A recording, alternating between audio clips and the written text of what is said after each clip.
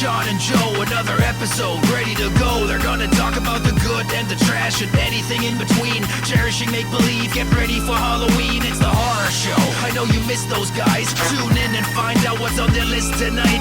They butcher and dissect, take apart and mutilate. Listen to your two favorite brainiacs communicate. It's the horror show. Hello, everybody, and welcome to The Horror Show, the show that dissects, mutilates, dismembers, and butchers all of your favorite and not-so-favorite horror movies and other horror-related events. I'm Sean. I'm Joe.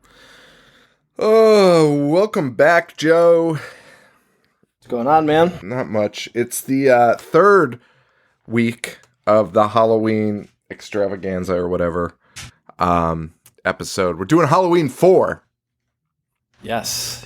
I wasn't super excited to do it. Wasn't super excited. I'm so excited. Oh, I was. Dude, so, the new Halloween movie came out in 2018, and we're going to be doing it in a couple weeks. Yes. When it came out, there were people who were like, this is the second best Halloween movie after the first one. I'm like, there's no way you believe that to be true, but we all have opinions. But they would be like, well, then what do you rank better? And I would rank 4 better than the 2018 one. And they would pitchforks ready. Be like, that's fucking stupid. Listen, we're going to rewatch Halloween 2018. Maybe my opinion will change. But as of right now, I'm tripling down on that opinion. I agree with you. And you know what, Joe? I feel like we might even dislike it more. I feel like I gave it more of a shot. I think so, too. I gave it more of a shot. Too. Yeah, for sure. For sure. It's so funny because our first go around, I feel like movies in general, I tried to be a fucking critic, which I'm not. Mm-hmm. Like, I don't know why I was ever trying to take that opinion, that stance on things. So, like, we did Halloween 3, and I know we talked about it briefly on the live, but we did Halloween 3 for the show, I think, right? Yes. Yep. Yeah, we did. And I was like super critical. I love Halloween 3. It's fucking fine. I don't know why I was taking like a hard ass stance. It's fun, blah blah. But what's weird is when new movies would come out, I would be like all loosey-goosey on my stance and like try to give things more of a chance, like especially if it was horror. Yeah. I don't know why I did that. Like if I don't like it, I don't fucking like it. Like I don't know why I can't just be honest in my opinion. I mean, you know what? That's interesting that you bring that up because I've been putting all of our old episodes up on YouTube.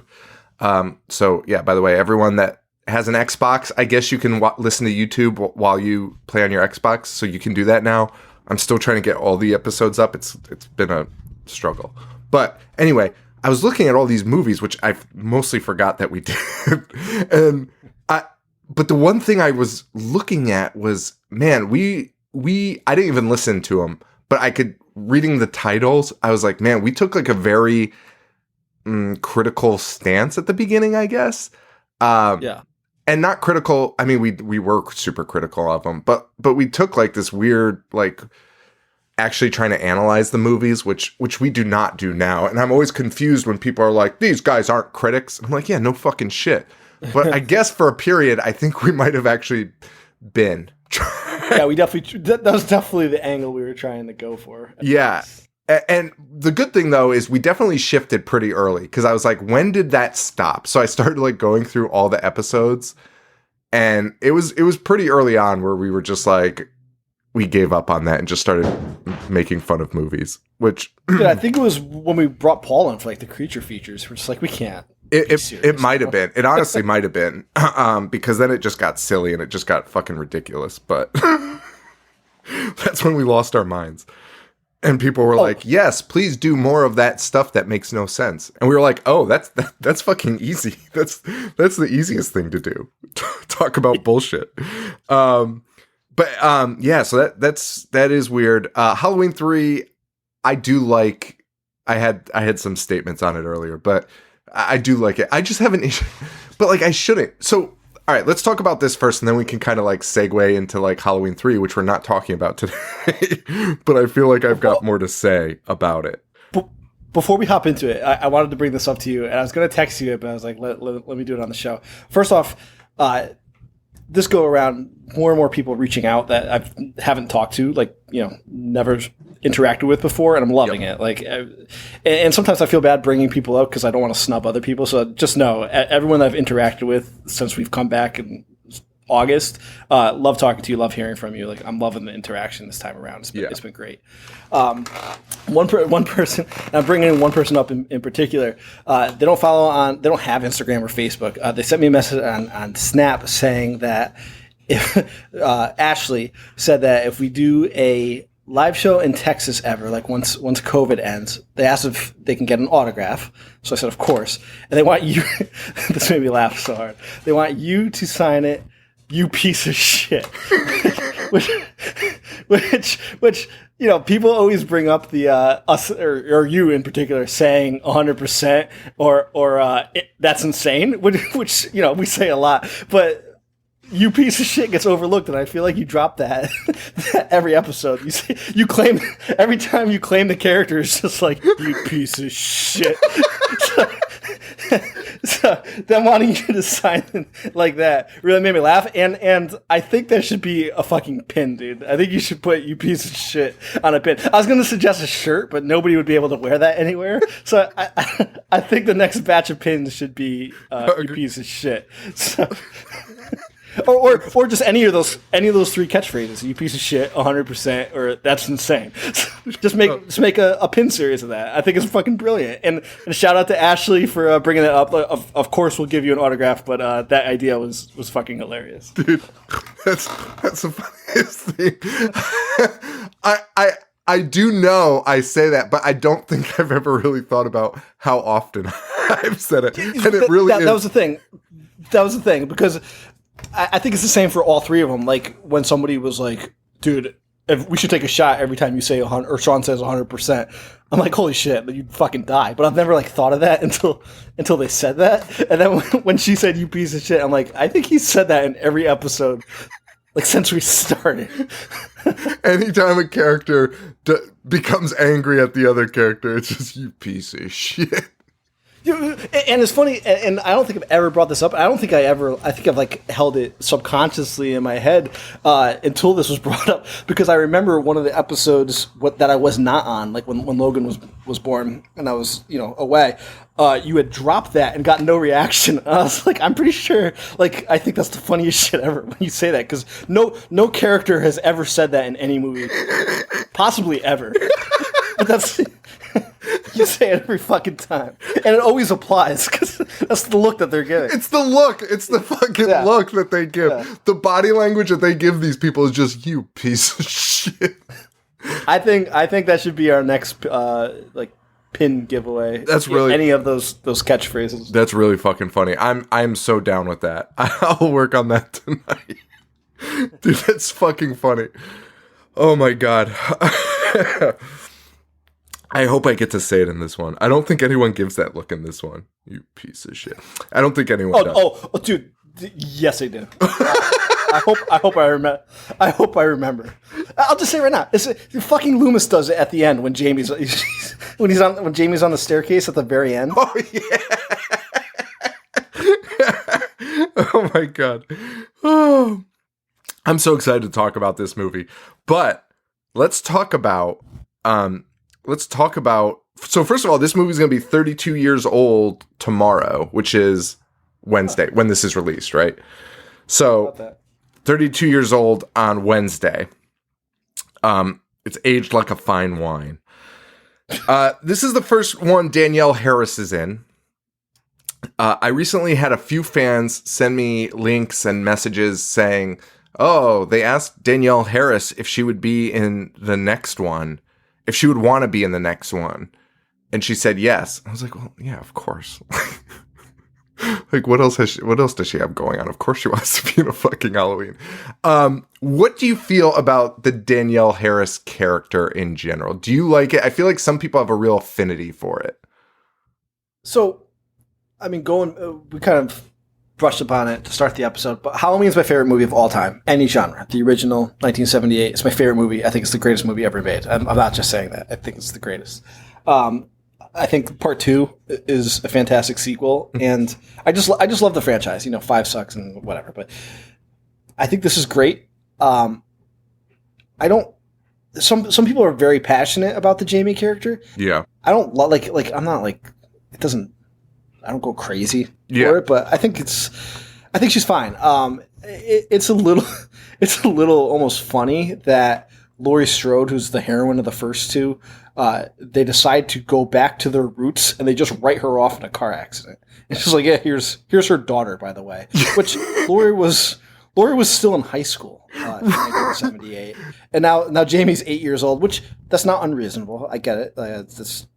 But it just like such an iconic character, which even at the time in 1988, they knew she was an iconic character. To kill her off in a car accident for no real reason is pretty fucking crazy. No reason whatsoever. Like, I feel like I think that's my issue with the character, the Danielle Harris character, is like, so like you said, yeah, of course, like the age thing works, but it is a weird, like everyone thinks of Jamie Lee. The last time we saw her, she's 17 years old. Right. So, like, no one's thinking of her as, like, now 28 or would have been 28. You know what I mean? Like, it's a little jarring when you realize that she's the mother of this kid. And you're like, oh, that's fucking weird. And they just write her off. And it's just like, what happened here? Now, that brings us into... It's like making John Wick 4 and then being like, oh, by the way, John Wick died. Like, here's his son. You know what I mean? Like... It doesn't make any fucking sense to write it. Like, they could have, at the very least, been like, she's in a mental ward due to all the trauma, and they took her daughter in, you know? Joe, at least keep her alive. Imagine if John Wick 4 was actually not about John Wick. It was about something totally different. And then people were like, what the fuck? And then they like make John Wick 5, and they're like, don't worry, we're going back to the formula. Don't worry. Come back and watch. And you come back and John Wick is fucking dead. Like, yeah, what the fuck is going on? Like, why are we doing that? Why is that happening? So John Carpenter and Deborah Hill, they obviously, like we've talked about 3, they wanted to go to an anthology series. So this movie was supposed to be a ghost story. Originally, Halloween 4 was going to be a ghost story. That does not happen.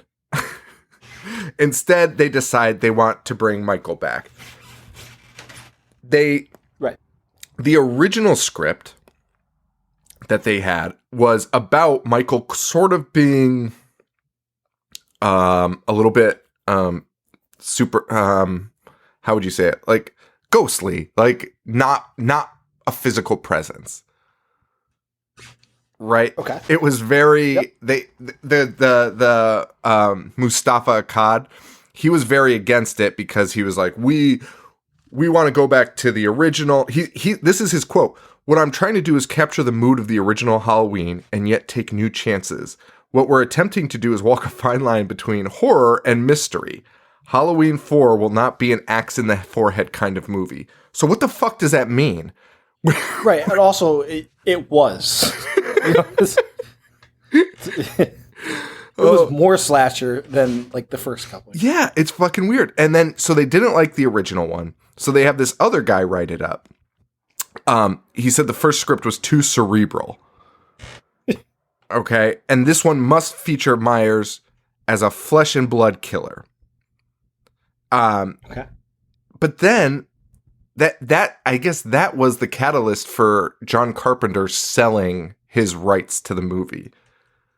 Like, he just sold them, and that's why they scrapped that first one, and then they went with 4 going back to Michael being a physical thing. But I would say Michael is very much like an apparition in this fucking movie. More so than the first 2. Like, there are moments where he just like appears and reappears in another area very quickly. Yeah. Very fucking quickly. So, it's very confusing what they wanted to do and what came out, but you know, it is what it is. I personally fell in love with this movie watching it tonight. I thought it was amazing. I think it's so fun to fucking watch, and I was really happy. We went to what's it called? Halloween Horror Nights in Orlando, and they had a Halloween 4 house, which was really well done. It was one of my favorite ones. Oh yeah, that's right. I totally fucking forgot about that. You were a little under the influence, little drunk. Also, standing fucking 6 hours in line to go through the poltergeist house was not fucking my. And it was like, I mean, we're from the Northeast, so I know other people are used to it, but standing at 11 o'clock at night and it's still 98 degrees, like, go fuck yourself. You're just fucking sweating. It gets hot up here, but at least at nighttime, it cools. How does it stay the same? It's fucking ridiculous. Oh my god. Well, let's kick off this movie.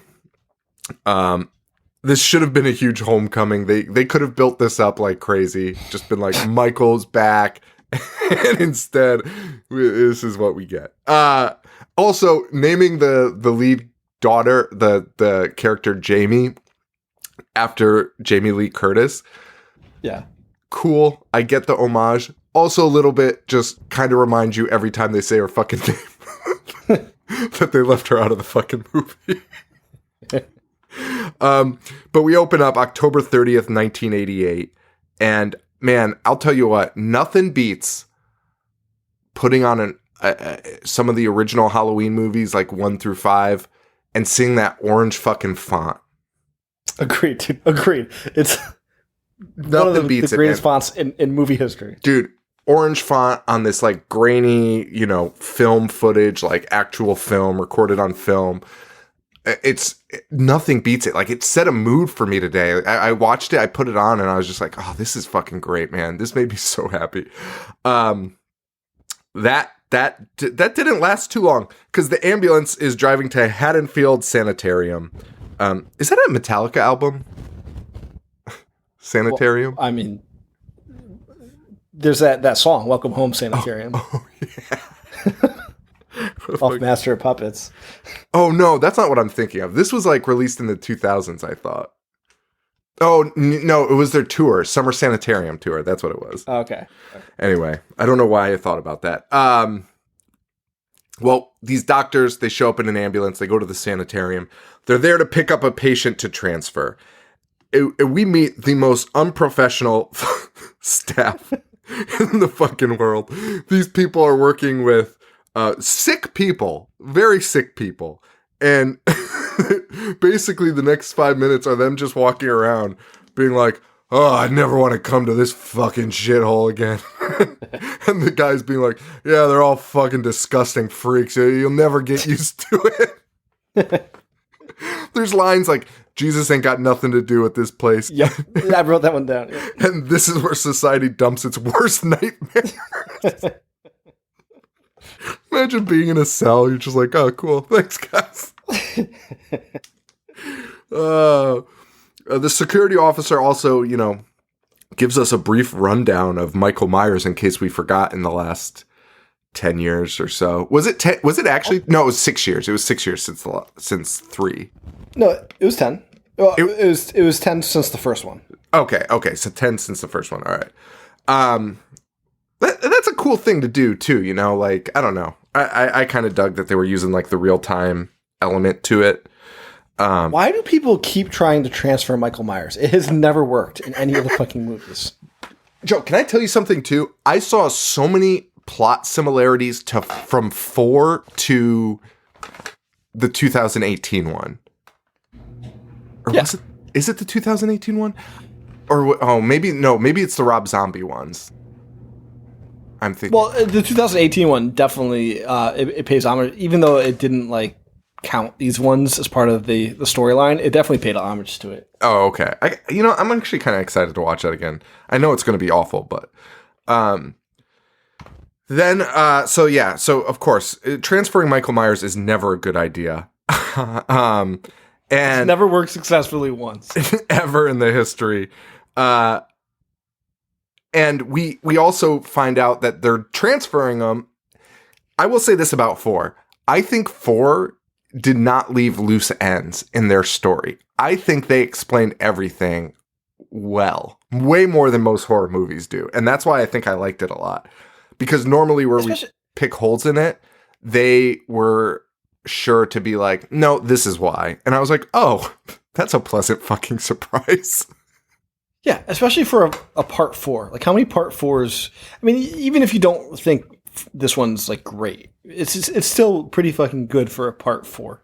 Yeah. Oh, absolutely. Oh, for a part 4, this could be the best. I'd be hard pressed to think of another part 4 that's like this. I'm trying to think. This fucking good. So, and the reason they're transferring him makes sense. It's not just like, we're gonna put him in this other place just to drive him around. This bad guy, very Ghostbusters-esque bad guy, using bureaucracy to be the villain, and he just wants to push Loomis out of his position. He hates Dr. Loomis. He thinks he's a nut. And to do that, he's moving Michael to a federal facility, and then Loomis has no more patience and has to and the guy's like, I don't care what he fucking does. He'll either get fired or he'll retire or he'll fucking die. I don't give a fuck. My biggest villain in the movie. Listen. I love the character of Loomis. Could you imagine working with Loomis? Dude, I'm 100% on this guy's fucking side. Yeah. Loomis is... Every time they talk about Myers, he's like, you talk about him like he's a human being. And Loomis, he fucking is. Like, relax. Yeah, the boogeyman thing's done, Loomis. Like, the guy's fucking here. He's a burned up guy in bandages right now. Like, shut the fuck up. So I do like that they made Loomis all like burned and disfigured from when he blew himself up in part 2. But we'll get to it. But one of the this movie did make me laugh out loud sometimes. Oh yeah. Even though I'm sure that was not the intent. But when they're at the gas station, Loomis is walking with a cane, like hobbling around, and he fucking jumps to avoid getting blown up and like clears things. He gets so much airtime. It was so unbelievable because we've been watching him barely fucking walk from one place to another. Joe, I honestly, during this movie, I could not stop laughing at Loomis, and I can't believe that there's people that like love this Loomis character as like a serious fucking character because he's like the biggest joke. They filmed a scene for this that they did not release, and it's because Loomis blows up in 2, right? And yes, and they said they filmed a scene to explain his survival. And it's just that he gets blown up out a window. And that's how he fucking survives. And I was like... It's so... it's so funny, because his character in 1 and 2 is, like, legitimate. Like in 1, his character's perfect. Like, 1 wouldn't be great without him. And, like, the yin to Myers yang. Yeah. This one, it literally jumps the shark, and I love it. I think it's great, but you can't take him seriously anymore. He is a cartoon character in this. He's a fucking... For him to be like, Myers is not human. You talk about him like he's human. Why would people talk about you like you're human? You blew yourself up, blown out a fucking window, and you're fucking still hobbling around. You're just like him. He fucking hitchhikes. I couldn't stop laughing at this movie. Loomis's portrayal in this movie is so funny. He's such a good actor too, because when those kids prank him, like, hop in, old man. Also, everyone who refers to him as old man, I'd be so fucking pissed. He's only like 60, and everyone would be like, "Hey, what's up, you old bastard?" He's also disfigured, walking with a cane. I mean, to be fair to them, though, I mean, if the disfigurement was what we saw in the film, it honestly looked like that WWE Jillian Hall character where they glued, like, the fake vomit to her face. He had nothing wrong with him. Oh, man. I fucking loved it. I loved it. And, yeah, and we meet this guy who's trying to push him out, which, again, I'm fine with, because it seems like Loomis is an absolute asshole and is just like, keep Michael alive. But then at the same time is like, we have to destroy Michael. Oh, the guy doesn't know what the fuck he wants. So they move Michael, who's bandaged up. Dude, love the introduction of the Halloween song in this one. thought it was amazing, dude, because they put him on the gurney and they're wheeling him out in the rain, and the Halloween song hits, the Halloween theme hits, and it's just like, fuck, like, I'm so ready for this. And it starts out really strong because they're driving in that ambulance, and Michael Myers just starts smashing this guy's fucking head against the side of the wall, and then sticks his thumb through his forehead. So that's not the last time he does that in this movie. Which is so Michael bizarre. Michael Myers pierces his digits through people's flesh like it's fucking butter. I believe it to be 3 times in this movie. Yes, that is correct. That is what happens. After viewing the film's rough cut, the director and Mustafa Akkad decided that the film's violence was too soft. And so they filmed an extra day of, quote, blood filming, using these insane special effects. And they came in and that's when they made all of these weird thumb and neck twisting scenes. Because they were like, no, this movie's too fucking soft. So thank God they added it, because otherwise that would have been rough. I mean, what would have happened? Nothing would have happened.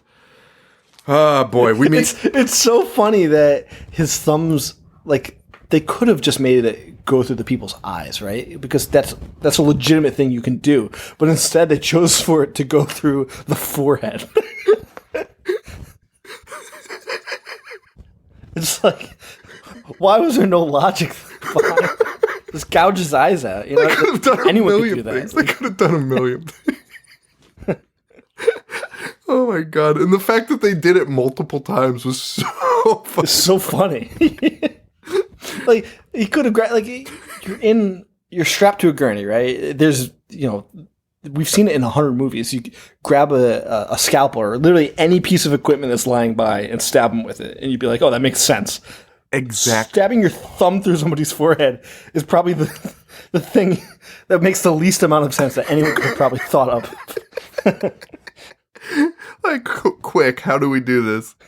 Yeah. Oh my God. We meet Danielle Harris, who is crying about missing her parents. This scene is literally just for her to be like, I don't have a family. Yeah. And her sister is like pretty brutal and will be brutal the entire movie, just being like, oh yeah, don't worry. They can't come back because they're dead. And little Danielle Harris is like, oh, okay.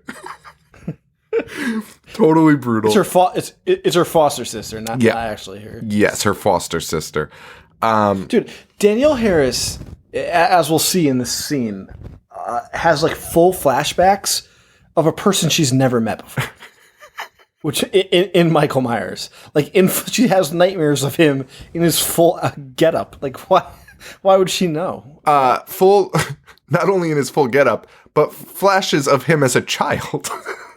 Yeah. Which I think, to be fair, she does. We do see that is one of the photos she owns, in her collection of photos. Which also, hey, police officers and foster parents, take that fucking away from her. Are you fucking kidding me?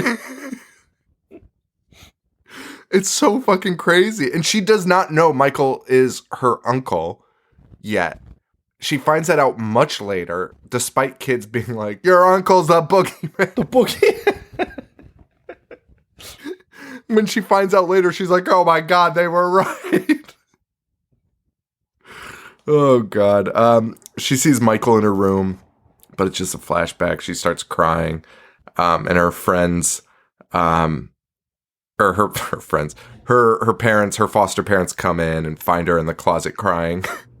Buzz breadstick stuff. Crying in a pantry. October 31st, 1988. Dude, I love that the Halloween movies take place on Halloween. Oh, me too. And not only that, but I didn't realize, I guess I knew, but like kind of not. But I feel like it's really emphasized in this one that Loomis is like, it's Halloween. Do you know what that fucking means?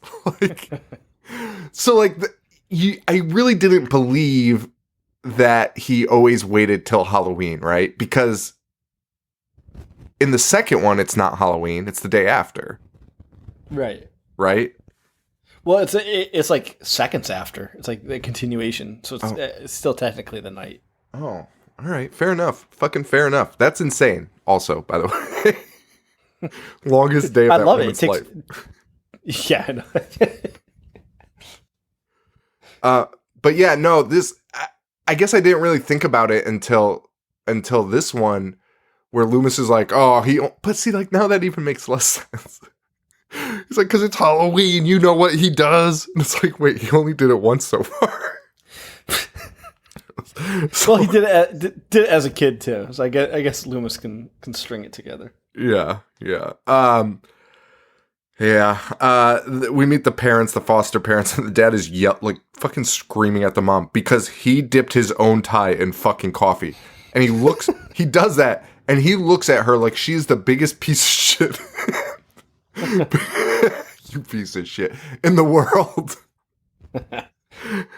Which is fucking alarming. And then we get the catalyst to all of this, which is Jamie's babysitter can't make it because she broke her ankle, and so they need the daughter Rachel to watch after Jamie tonight, and she throws a fucking fit because she has a date with Dreamy Brad, the Dreamboat Brad, and which she proclaims, who knows, maybe he was going to make a commitment.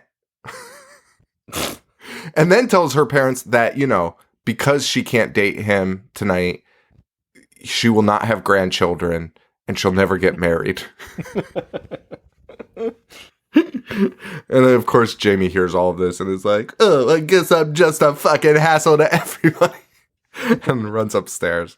And the dad. Wait, is his name Brad? I thought it was Brady. Oh, it is totally Brady. Okay, all right. I thought I was. Carry on. Sorry, Brad is a much more handsome name, so I'll probably continue to call him. This kid, he's in Ghoulies too. And he's in Dazed and Confused. Oh, stupid looking jock. Yeah, he's one of the jocks on the football team. I was reading some information about this, and they say he returns in 6. Does he? As Brady. Wait, what? Wait. Doesn't he die in this? Yes. Wait, so okay. What did I read? I swear to God, he returns in 6, and they called him like really unfortunate looking. I don't know. Listeners can send us some emails about that. I swear that's what I read, but maybe I misread it. Hopefully I misread it. Oh boy. But Rachel and Jamie have a talk, and they're gonna do trick-or-treating together. After her dad was like, "You're a real piece of shit." Oh my God, I do say it all the time. Yeah, there you go. Holy shit! But because so it's also to shorten these long things, because this dad goes off on a tangent on Rachel that's like, "Hey, why the hell would you do that to her? She's the sweetest thing. She needs us, and you're behaving like a real jerk." And it's basically, it sums it up. You're being a real piece of shit. You don't gotta explain it. And then we see Loomis. He's back, baby. He is furious that he wasn't notified about a decision the hospital had every right to make. Because, fun fact, Loomis is just a quack doctor. He is not fucking... That's always his MO. Like every time he's like, why didn't anyone notify me? Like, no, Loomis, nobody had to fucking notify you shit. You're not the boss of anybody, Loomis. You're a fucking idiot that just constantly talks to Mike Myers. The hospital's probably not even paying him. Dude, also, that's a great point, because all he does is talk to Mike Myers and never get a reaction. Imagine like your one job is to like psychoanalyze somebody, and you've been doing it for 20 years, and that person's never even acknowledged your existence. The only time he acknowledges your existence is when he breaks free and tries to fucking kill you. And you're not even his prime target. You're just getting in the way, so he has to eliminate you. He actually doesn't give two shits about Dude, that's completely true because he never seeks, he never goes after him, and every time Loomis just throws himself there, Myers could not go more out of his way to not kill this guy. Like even what we see in the next couple scenes, Loomis has him cornered. And Michael Myers could absolutely dismantle him there. And Myers is just like, get the fuck away from me. Like, I cannot leave this premises and you fast enough. It's so fucking funny. Loomis, everyone is just annoyed by Loomis. No one wants anything to do with him. Like, Myers' job would be so much easier if he just killed Loomis. And even he can't be bothered. He's just like, oh, fuck, I can't do this right now. This is my favorite thing we've ever talked about. Oh, my God. This is just an annoying asshole. Loomis has spent fucking 5 years telling about Toshiro Mifune's his method acting to prepare. Telling about Rodney Mullen's training routine. Oh my God.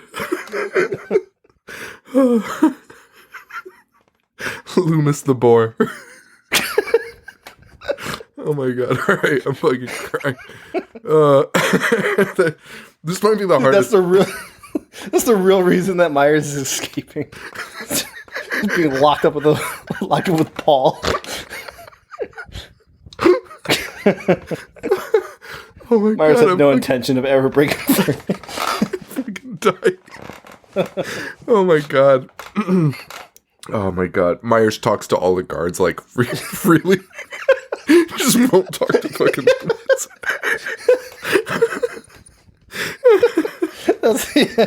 That's great. I want to see that version. I do too.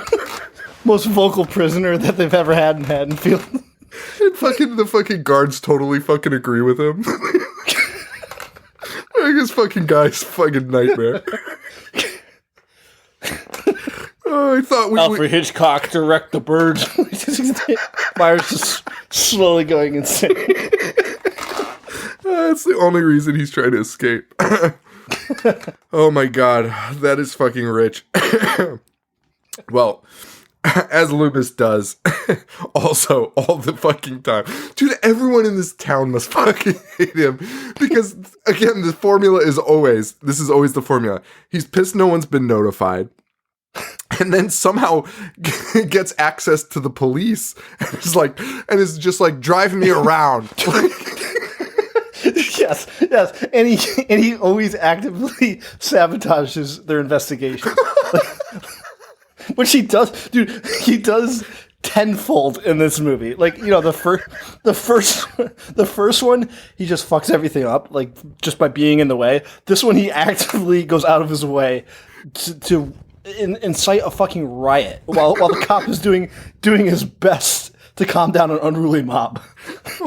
Can I know that's like further down, but there's literally a mob like ready to go out and hunt because they heard Myers is on the loose, and they show up and it's just Loomis and the police officer, and the cop is like, "Listen, everyone, like I know you're mad, calm down." And honestly, he's doing his best to defuse the situation. And Loomis just like grabs the microphone or whatever. He's just like, "He's on the loose, and you need to kill him now."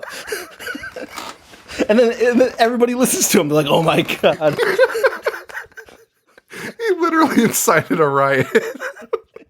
And by the way, it caused somebody to be murdered. Oh my God. To be murdered. That blood is on Loomis's hands. Yo, that scene blew my mind. I did not remember that scene, and I thought for sure they'd go back there and there'd be like a dead fucking raccoon or something. Yeah, no, like that was little Timmy fucking. And that doesn't even disband them. Like you would think if like all of us got together and we're like, let's go get this guy, and we ended up shooting somebody that we knew in the bushes, we'd be like, we got to go home. Like this is crazy. We got to go home and stop this. They don't. They continue looking for Myers. Oh my God. I love this fucking movie so much. I love it more as we talk about it. Oh my God.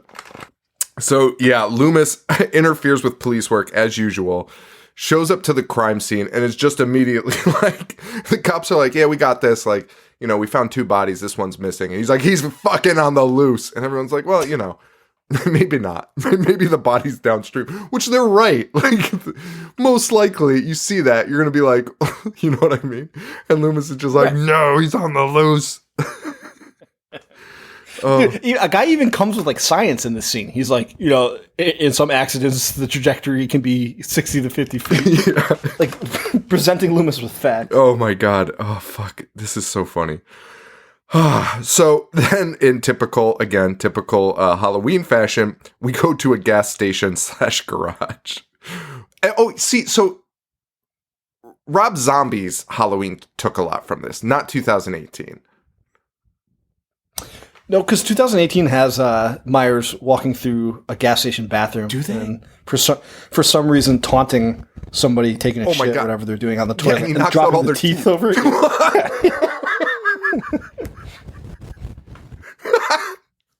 I forgot about that scene. That scene is fucking insane.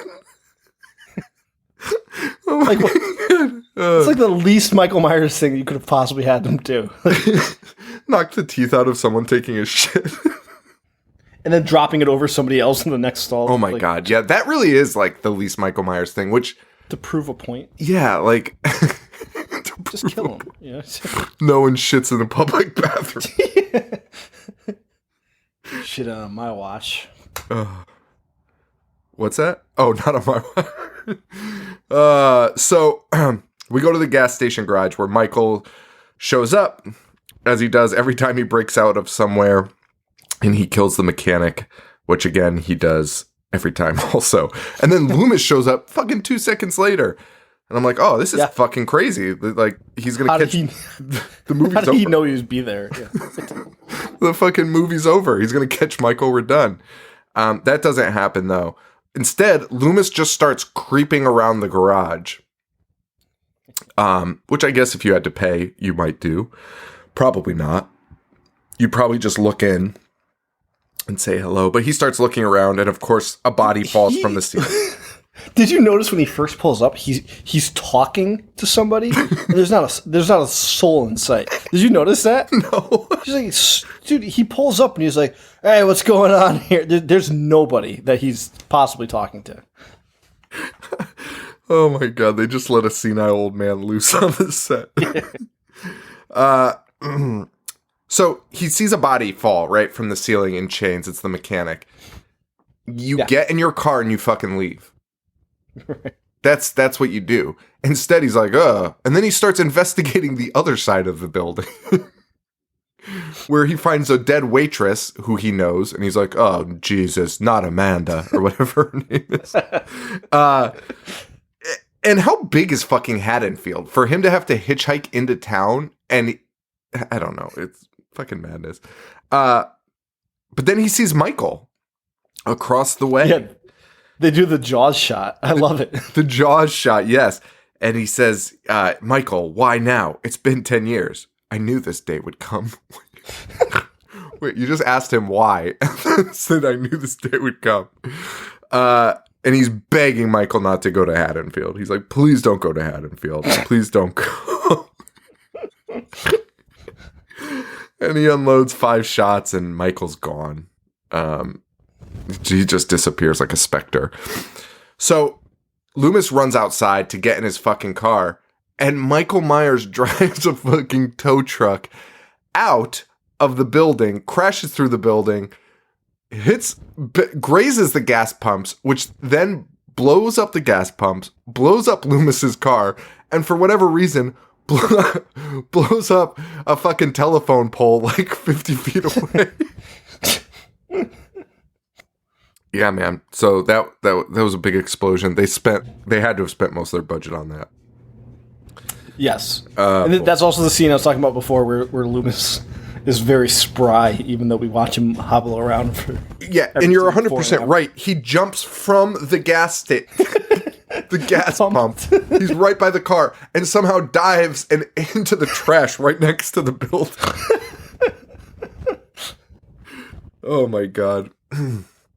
Well, Jamie goes to school, and here we see her getting made fun of and bullied because the people in Haddonfield, I guess, are the worst human beings on earth. Dude, they're so mean to Tommy in the first one, right? He's like, he's gonna get you. He's gonna get you. This one, they up the ante. Just be like, Jamie, just taunting her, being like, Jamie's an orphan.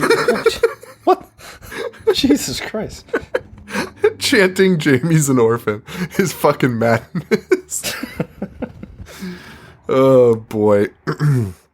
Well, then after school they go to the drugstore, the fun spot everyone wants to go to. And we meet the love interest Brady here finally. And Brady tells us we've got the best costumes in town, which I was ready to make a joke about it. They literally have the greatest Halloween costumes I've ever fucking seen. They've got the best fucking masks. It's fucking insane. And Jamie, who is being ridiculed in school, pulls out the fucking lamest Halloween costume ever. A clown. But, it's the Michael Myers clown. So. Right. And for a town that wants to forget Michael Myers, I feel like they might want to get rid of that costume. But what do I know? Back out in the desert of Haddonfield, Loomis is hitching a ride. A car of cheerleaders and jocks pull up. And as we said, come on, old man. And then they peel out, leaving Loomis in a literal cloud of dust. Covered in dust. Dude,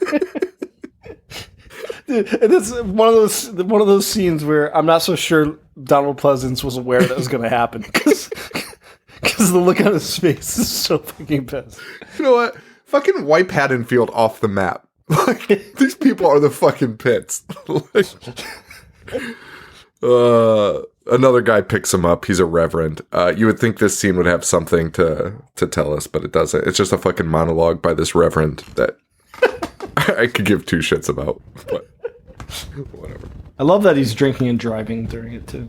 Yeah, drinking Dickel wine or Dickel whiskey or whatever it's fucking called.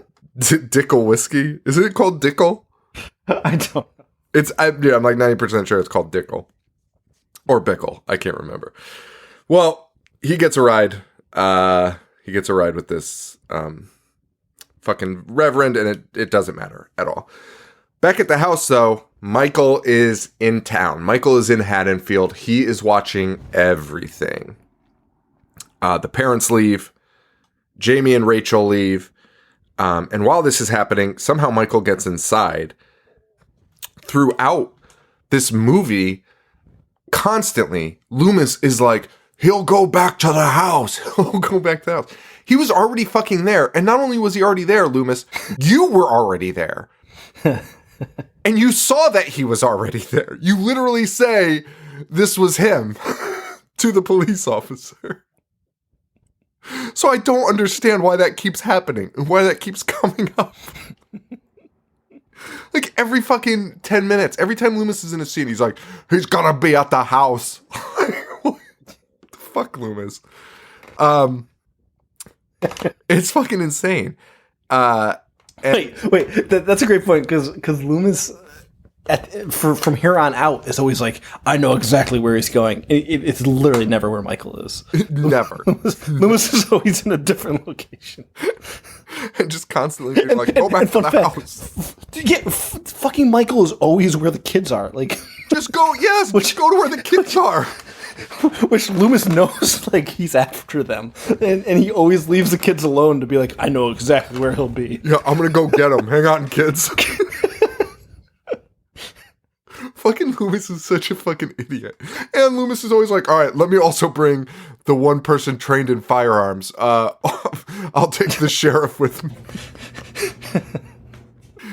Oh my God. Whatever. And Michael, though, goes through all of her shit, and we see, it says, mom at age 17, and it's a picture of Lori. How does Michael know, like, he's been locked up, right? How does he know? What's his plan? How does he know Laurie's dead? Does he know she has a daughter? And why would he know that? He wouldn't. He wouldn't at all, which is why it's even more alarming when Loomis, right now, it's in the next scene, is screaming about, 10 years ago he tried to kill Laurie, now he's after her daughter. How would you, what? We know why. We know why. It's because Loomis has been telling him literally everything that's been going on. Oh my God. Oh my God. Dude. Michael, did you hear your sister got knocked up? Holy shit. Named her Jamie. Holy shit. Joe, that is 100%. Loomis is a piece of shit. Oh my God. Dude, Loomis going in and just being like, I can't get a reaction out of you, so how about your sister getting knocked up and naming her kid Jamie? Wait, by the way, Michael, your sister died. The kid now resides with a foster family. Giving him the address. I dare you to go find her. How do you feel about that, Michael? Jesus Christ. That's amazing. So Loomis is the bad guy in this movie. Loomis is the villain, yes. Oh boy. Well, that's how he ultimately gets the cops to agree to like go with him. I don't understand it. Meanwhile, trick-or-treating, Rachel's with Jamie, and they go to the fucking Town Thoughts house. And fucking Brady's there. Brady's fucking moved on faster than anything. He's hooking up with the Thought, who opens the door in her underwear and a shirt that say "Cops do it by the book," which is a reference to her father, the sheriff. Fucking gross. Take that fucking. So weird. This causes a whole distraction, and for some reason, Jamie runs away. Never seen a kid more afraid of this Michael Myers character, but constantly running away or touching Michael Myers, as we'll see later. We cut to a bar, which cracked me up at first, but because I was like, what is this? Because they're like, hey, everyone shut the fuck up, like they always do in a bar scene, and then turn up the TV, and the TV is acknowledging Michael Myers, and a curfew's in place, and everyone needs to go inside their house, and these guys fucking jump out of their seats and are like, oh, round up, it's time to kill Michael, those fucking cops do nothing. Not wrong. Right. Not fucking wrong. And honestly, that's a great point, because it's the same town that the events in the first one happened in which he escaped and murdered a bunch of people. Yeah, and now it's happening again. And again, like, I kind of dug it because one of the patrons or the bar owner, I forget who, kid died that night. Right. So there is like a personal thing there for small town. You could totally see that happening. Like, and the cops fucking do nothing. Oh, and they try to call the police and no one fucking answers the phone. So they're like, look at these fucking idiots. Unfortunately, all of the police have been murdered. Which is weird, that Michael showed up and just killed a bunch of police, but I don't know. Yeah. He's, and they don't talk about it, really. Even they don't. He's evening the playing field, though. Oh my God. And then the cops go in, the cop and Loomis, go to Jamie's house, and they find a dead dog fucking murdered. And like they do in the first one. Yep. And the cop goes, oh, this is starting to spook me, Doc. Oh, okay. I would literally shit my pants. I'd be like, I'm done, man. I'm getting the fuck out of here. Down at a substation, an electrical substation, for no reason. I fucking love this scene, dude. This scene's great, but it has no reason. There's no reason for this to be in the movie, and I love it. Michael shows up to an electrical substation, and the guy's like, hey, "You're not supposed to be here, you stupid idiot." He's like, "You stand right there. I'm gonna call the police." And Michael, his name's Bucky, and he's the biggest, one of the biggest turds in any movie ever. He's like, dude, he acts like such a tough guy. He's like, "Don't you try that shit with me." And Michael like, takes another step. He's like, "All right, I'm gonna have to call the police." Michael doesn't take kindly to that, and throws him on top of a transformer, fucking electrocuting him. Yeah, and that's it. Just a huge fucking electrocution scene. Again, pointless, but a pretty cool scene. Yeah. Also, this is when you get your first glimpse that Michael has no neck. And the reason for that is because, for whatever reason, the actor decided to wear hockey pads under his outfit. So some scenes, his neck is correct, like a human neck. And in other scenes, his shoulders touch his earlobes. It's fucking stupid looking.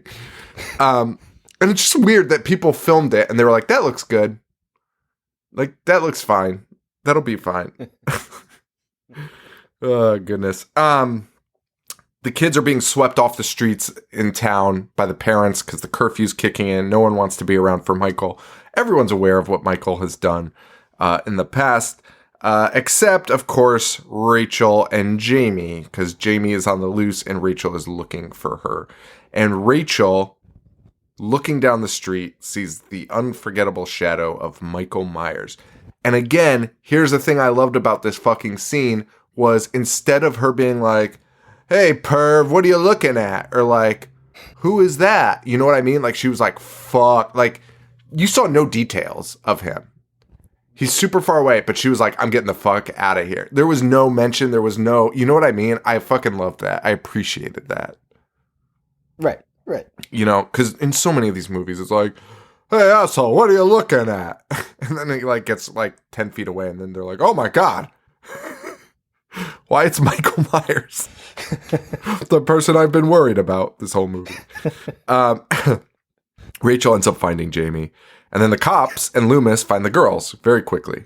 Yes. You think the movie's over, but it's not. Because out pop not one, not two, but three Michael Myers from the bushes. And Loomis points his gun at one of them, and they're like, "Whoa, don't shoot, buddy." Dude, not even... I'm like so flustered by this. These kids are so close to being shot, and they don't even like identify themselves as not being Mike Myers when the gun's drawn on them. Like, they just stand there and wait for a second, and the cop's like, I'm warning you, don't move." And they're like, "Oh, chill out, man."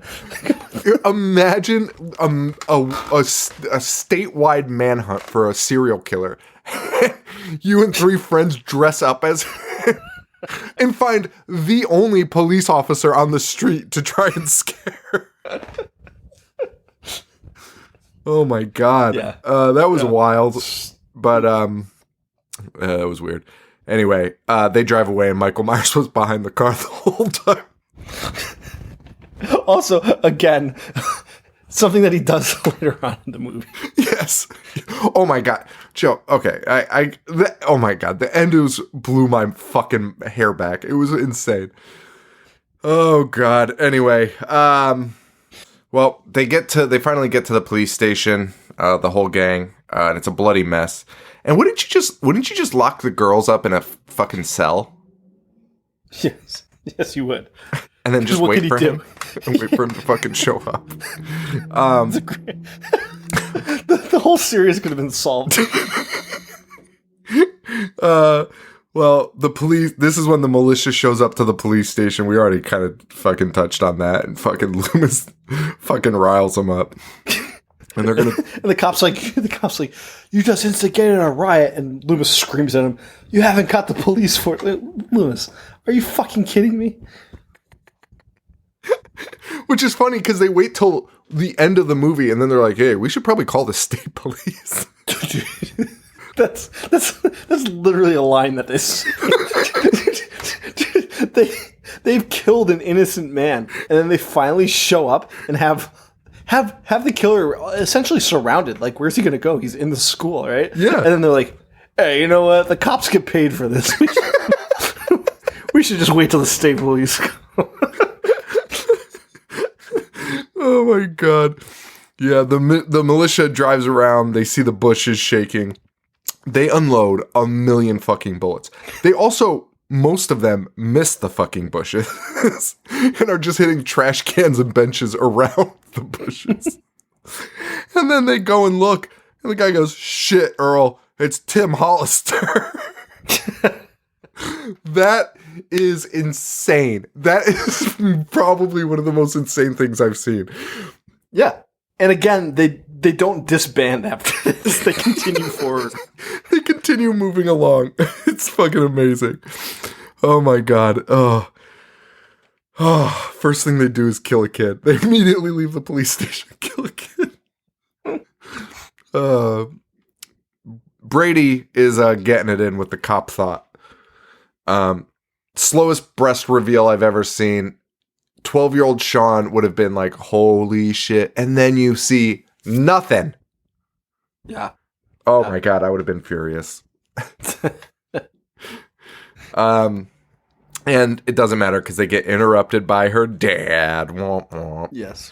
The sheriff bursts in and is just like handing guns out to everyone. and then gives Brady a fucking toolbox and is like, go up to the attic and board it up. What? It's like a 4-story fucking house. Why do you need to board up the fucking attic? Oh my god, that's like that is like, just leave us alone. Like, go get away from us. Well, he throws a jab in there too. He's like, by the way, if you ever fondle my daughter, I'll fucking kill you. Oh yeah. And Brady's like, oh. That whole Brady storyline is kind of fucking weird too, because I mean, I guess he's just fodder, right? He's just fucking killer fodder, so it doesn't matter. But you thought that was going somewhere, but he gonna die. Jamie now also learns Michael is her uncle because, again, Rachel just casually dropping facts is like, yeah, her uncle's a fucking asshole. And she's like, what? My uncle? The kids were right. Oh, man. Also, I thought was alarming was the daughter, the cop's daughter, is never wearing fucking clothes.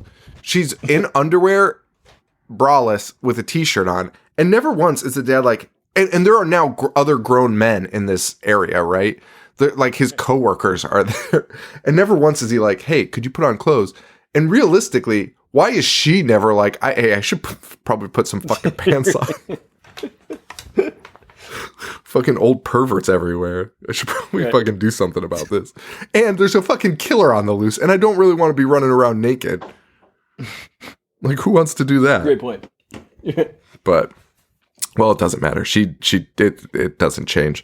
The sheriff calls in the state police. And they're like, is this a fucking joke? And he's like, nope. And they're like, oh my god, okay, we'll be right there. No fucking follow-up, just that. And now Loomis, classic Loomis, he is with the kids that Michael is trying to catch, and he's like, I'm gonna go to Jamie's house. As if he hasn't been there already. He already fucking went there. Dude, leaves them by themselves. It's so illogical. It makes no fucking sense. When he's been telling literally anyone within earshot that Michael's coming back for these two kids, or for Jamie. It was his opening line to the police. He's like, that Michael is out and he is going to try and kill her. Oh my god. Well, the town thought she's talking shit to Rachel. She's like, hey man, maybe if you fucking, sat on Brady's face every once in a while, he wouldn't be over here. Give or take a few things. It was really fucking rude, but there's a reason to that, because she walks out, finds the dead deputy, and Michael impales her with a shotgun. He does not shoot her. He sticks it, stabs her. her fucking chest. Doesn't have a bayonet. It's just the barrel. It is a dull shotgun. These kills are just wild. Like, they're just so, you know, you look at Friday the 13th that had all the, you know, I would probably put Friday the 13th with the most unique kind of kills, you know what I mean? Like, sure. Using things around you to kill people, fucking harpoons and fucking weed whackers with blades on it. And this is the antithesis of that. This is like thumbs and dull objects. Just making do with what you have. Electrocuting people. Yeah. I mean, it's probably the most realistic. Well, no, I shouldn't say that. He fucking put his thumb through somebody's forehead. Fucking insane. Rachel then goes upstairs because she was on the radio. And it takes her 5 minutes to find these two fucking dead bodies that are just laying out in the open. She's just like in the room being like, Deputy? Like looking around. There's a body hanging from a wall with a fucking shotgun through it. She runs upstairs. Jamie's missing. But thankfully Big Brad is there. And then in a super weird thing, they're locked inside of the house. They can't leave. The locks are on the outside of the house. According to Brady, who might just be a fucking idiot, which is most likely. Probably, yeah. Because in this scene, he shoots the lock and then goes, "Oh my God, it's made of metal." It's a fucking doorknob, of course it is. What the fuck are we talking? And fucking Rachel's like, "What does that mean?" And he's like, "Oh, it's not good." It's fucking insane. Dude, I'm curious if you picked up on this. Our listener, Moderate Chaos, pointed out to me about how it was inexcusable. I've never picked up on it, no matter how many times I've seen it. So Brady gets chased up the stairs, right? Yep. And it's a very long scene for somebody getting chased up the stairs. And it keeps, instead of like showing, you know, zooming out on the camera, it just will cut from like Brady to Michael Myers to Brady to Michael Myers. And they have one scene where it's spliced Michael Myers in, and it's him in front of the doorway from like a couple scenes before. He's not on the stairwell anymore. They just spliced it in there. Oh my God. I did not pick up on that. That's amazing. It's so fucking ridiculous. And also, why are they not just like filming like the two of them in the same frame? Why are they cutting it back to other footage? I have no idea. It was so fucking weird. And then ultimately, he does catch Brady. Because Brady takes forever to load a shotgun. They have a little wrestling match. And then Michael picks him up by the throat and then does this new thumb attack. Where he like kind of thumbs him like on the side of the head. It goes and pierces flesh, dude. Like, just like pushes it through like his upper jaw area, which probably wouldn't kill anybody. It was really weird. It was really alarming. While this is going on, Jamie and Rachel are able to crawl out onto the fucking roof, which...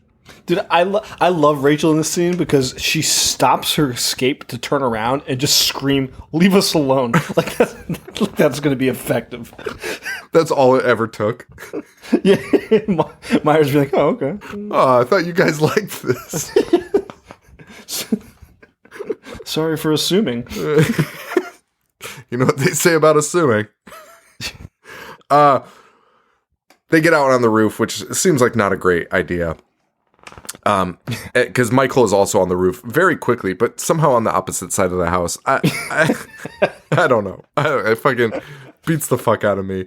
But they appear to be trapped until Rachel finds a surplus of coaxial cable, which she uses to create a sling, if you will, a swing to tie around Jamie and send her down the house.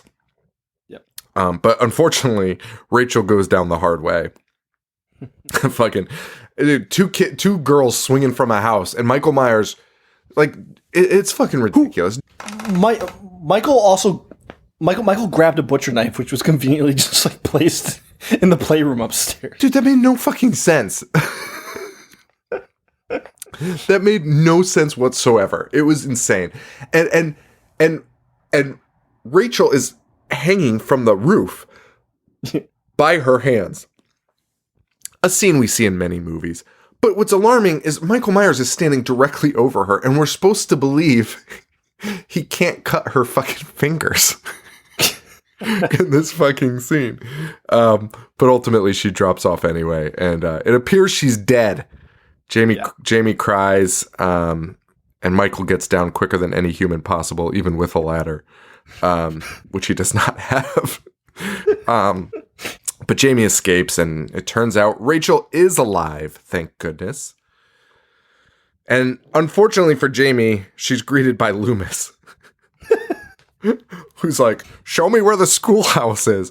Dude, it's fucking, what is this, 1988? No one has called it a schoolhouse since the 1800s. Show me where the village schoolhouse is.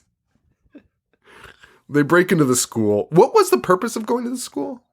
That's where they're going to take refuge. Like that was their safe haven. That's the dumbest fucking thing I've ever heard in my life. I thought I missed a reason. Like, I don't know. Michael got bad grades and he can't go to school. I don't know. Oh boy, that's an interesting move. And Loomis gets in the school. Loomis gets thrown through a window. Which he will survive, right? He shows up later, right? He certainly does. Michael throws Loomis straight out of a fucking building, through a window. A man that has already survived being burned alive, an explosion. And he's elderly. He's elderly and walks with a cane. He is thrown out a window. And later we will see him like run down a hill. With little effort. The militia shows up though. Rachel sprays Michael with a fire extinguisher. Oh, that's how they escape. Oh yeah, yeah.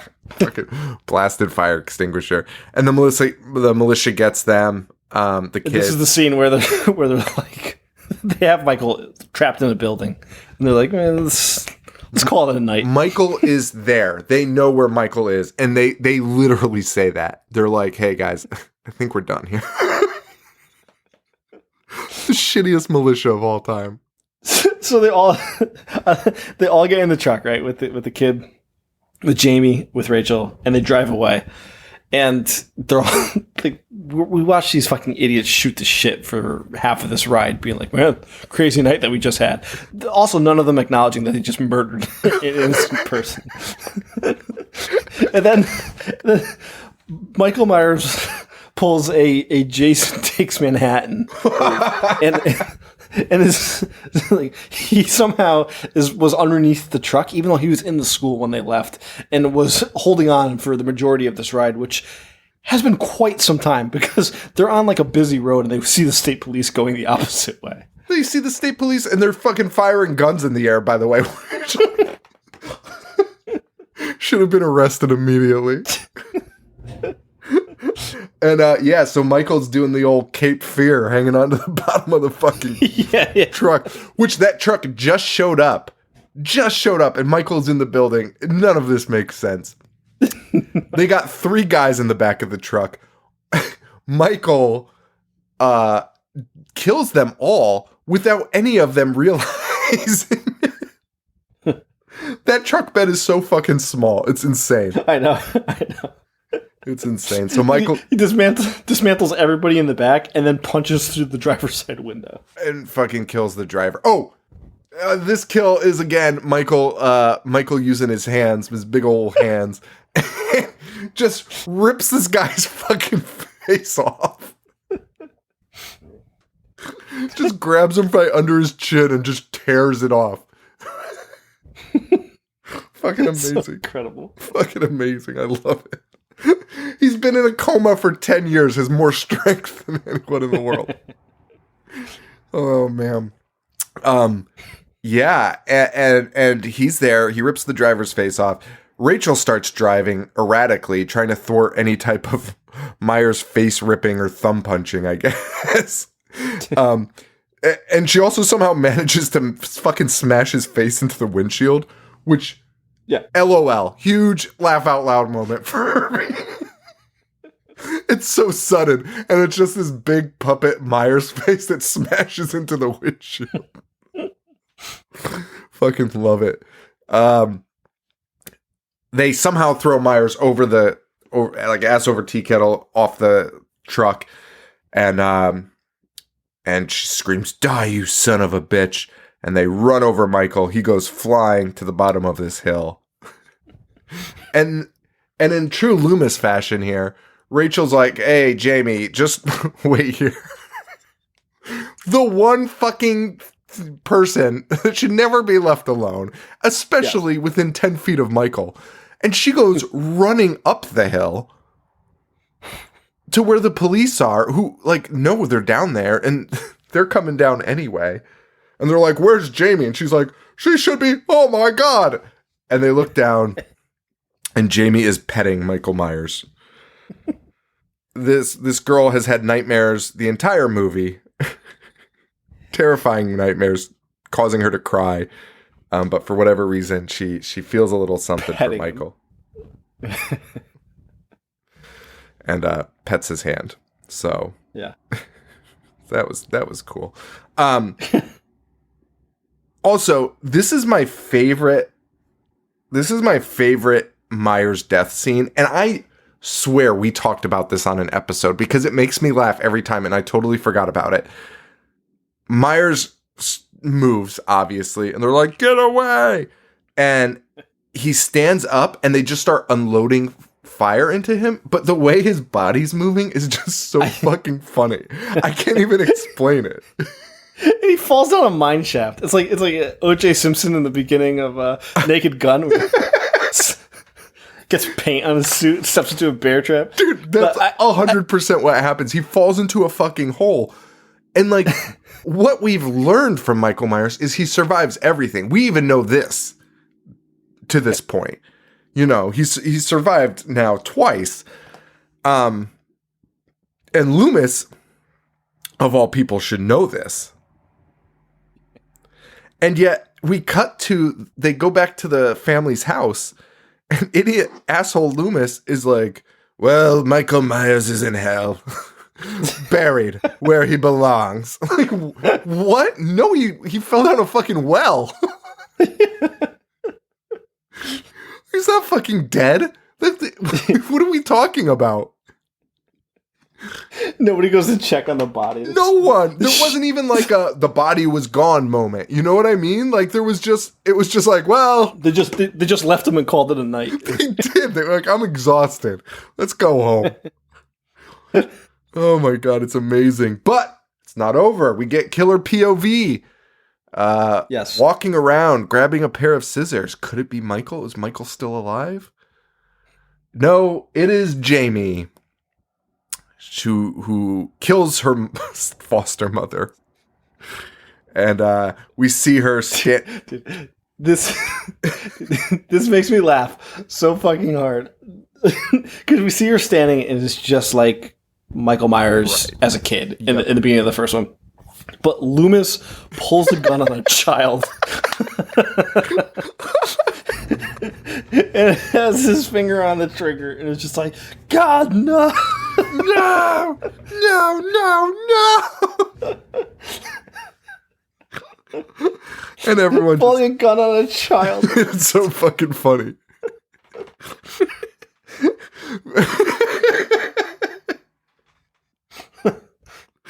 Loomis is unhinged.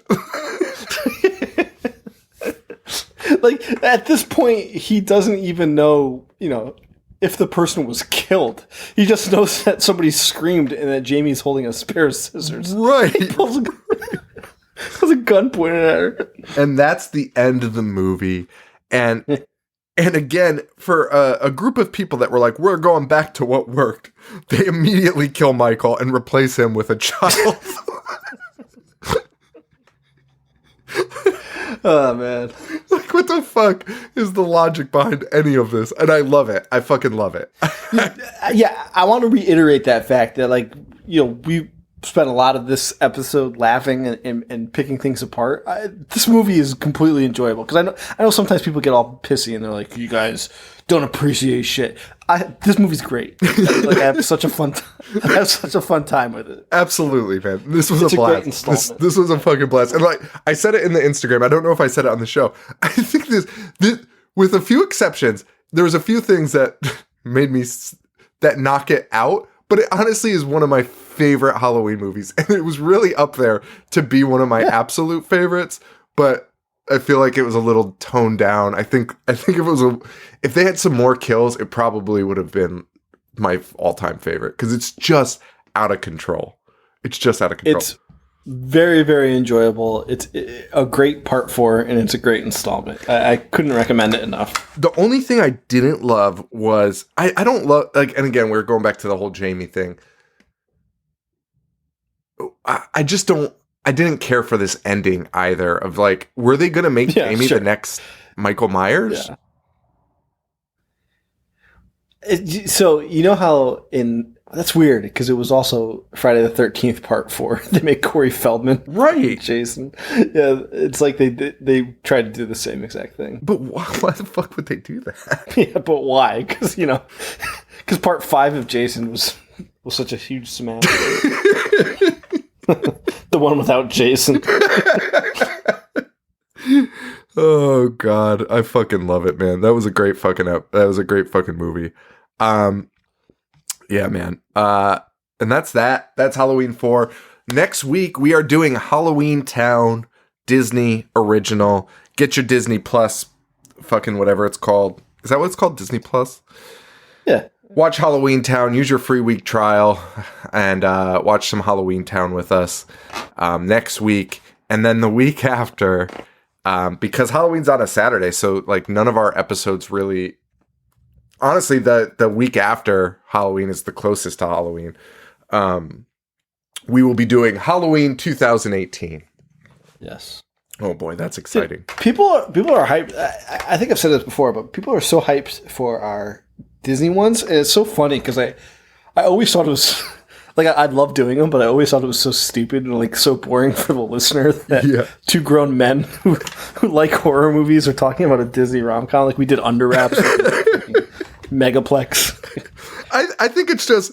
I mean, honestly, part of the reason why I think we decided to do it was because we were like, this'll make people mad. This will annoy people, and that's funny. Dude, they're remaking Under Wraps. No, they're not. Are they really? Yes, they are. Yes, they are. God bless them. Can't wait. Yeah, that'll be fucking great. Why remake it? They could do something else. We need more material. Well, we'll definitely do the Under Wraps remake for sure. Yeah. We should do the Witches remake. It looked real stupid. She posted a picture of her, what's her name? Anne Hathaway. Yeah. Posted a picture of her like CGI'd face. Yeah. Everyone's like, oh, wow, it's... I don't know, man. It's fucking dumb as hell. It got the Venom treatment. Hope it just makes wisecracks the entire time. It's like, I prefer eating people. Dude, that Venom movie is fucking something. Tom Hardy making jokes to himself for 90 minutes. Arguing with himself. Oh my God, it was fucking great. All right, well, that's the end of this episode. We got a lot of stuff planned. I'm really excited. I'm excited for my fucking classes to end and for work to slow down. And we can really do some cool shit on the show. Do some serial killer. Do some live streams. Do a lot of fucking cool shit. I'm really excited. I'm reinvigorated. And me too, man. This has been fun. This has been a fucking blast, man. And really, I texted Sean sorry, I'm interrupting. Yeah, no. I texted you the other day saying like it's weird now I'm like actually like looking forward to Sundays, like because that's when we record on Sundays.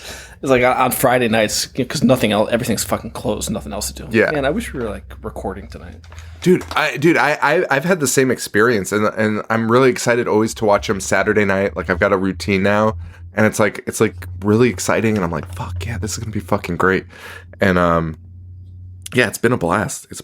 And I think everyone like we got a lot of good response the last time, but we are like inundated with responses this time. Like my email box is fucking full constantly, and we appreciate it so much. And I'm still trying to get around to everyone. Our new stickers are out too. They look fucking dope. And those will be going out to the Patreoners first. If you would like one, why don't you leave us a positive review, 5 stars. Give us a 5 stars. And send me an email, Sean@IHateHorror.com, and I'll get you some of those stickers. They're Mangle Expert stickers, and they're fucking dope. Hopefully have some masks soon. Still waiting on the pins, so I'll keep everyone posted on that. And I think we have to do this, you piece of shit. You piece of shit. We absolutely have to. All right, man. Do you have anything else to talk about? I'm good, man. All right. So that's it, guys. Thank you so much. IHateHorror.com. Instagram at IHateHorror. Joe is at, what are you at for Instagram? Oh, Jesus Christ. Boognish1985. That's my boy Boog. Yeah, that's really it. That's all I have to plug, right? I don't think I have anything else. Oh, Twitter at IHateHorror, which I don't really use, but sometimes I'll chime in every once in a while. So engage me on Twitter and maybe, get me in the loop. Maybe I'll play a little bit. I probably won't. But that's it, guys. Thank you all so much. Really appreciate it. And for Joe, this is Sean. Stay weird. Thank you. Adios. Movies all fucking day. Wanna play? I'm gonna watch what I'm not supposed to watch. Dismember. A fucking zombie getting sliced and diced.